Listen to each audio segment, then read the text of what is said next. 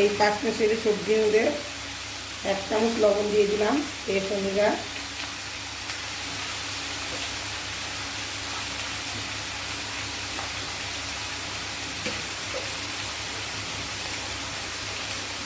অল্প একটু হলুদ দিয়ে দিলাম, বেশি ক্যাটকাটা কালার ভালো লাগে না নিরামিষ তরকারিতে।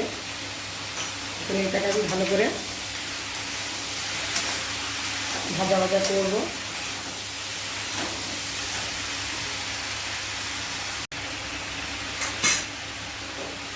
পাঁচমিশালি সবজির মধ্যে আপনি মাছের ডাল বলেছিলাম, মাছের ডালটা আমি একটু কাঠখোলা ভেজে জলের মধ্যে ভিজিয়ে রেখেছিলাম, ভালো করে ধুয়ে নিয়েছি। এখন আমি এই মাছের ডালটা দিয়ে দেবো।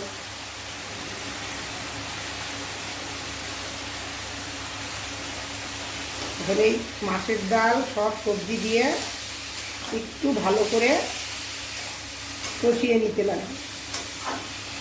ঢেকে দেবো আপনাদের ঢেকে দিয়েছিলাম।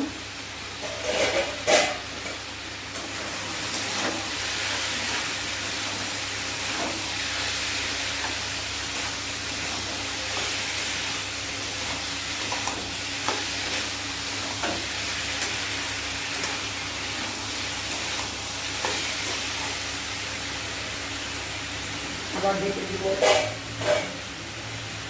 এই সবজিটা ঢেকে ঢেকে হালকা হিটে বানাবো। এর মধ্যে আমি এখন আদা বেটে নিয়েছি, আদা জিরা কাঁচা লঙ্কা আমি বেটে নিয়েছি একসাথে তিনটে, আমি দিয়ে দিলাম।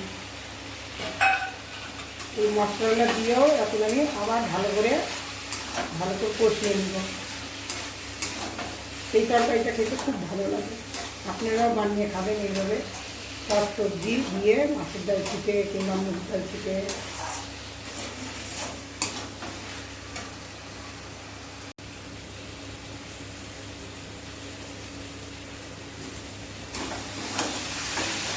আর একটু কষানো হবে।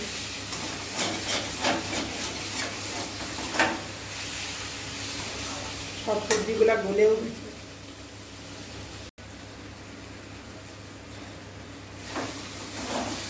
সবজিটা আমার মশলা দিয়েও কষানো হয়ে গেছে। এখন আমি এর মধ্যে জল দিয়ে দিব।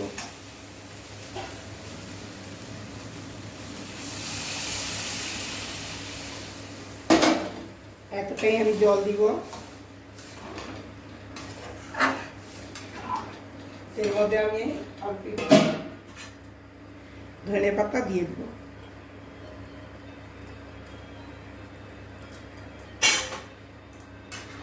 এখন এটা ভালো করে ফুটবে।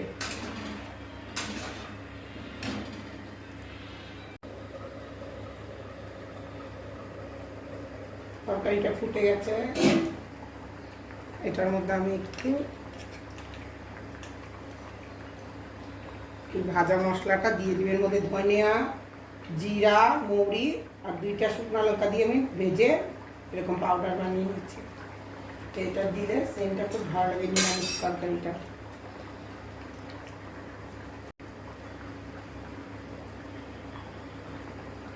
ঝোলটা আর একটু ফুটবে।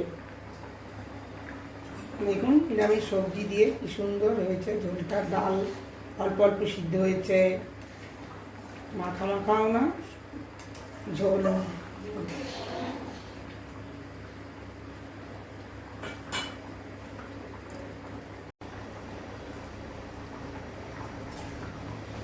নিরামিষ তরকারিটা আমার হয়ে গেছে। ডাল ছিটিয়ে সব সবজি দিয়ে নিরামিষ তরকারি হয়ে গেছে। এখন আমি এটা গ্যাস বন্ধ করে দেব।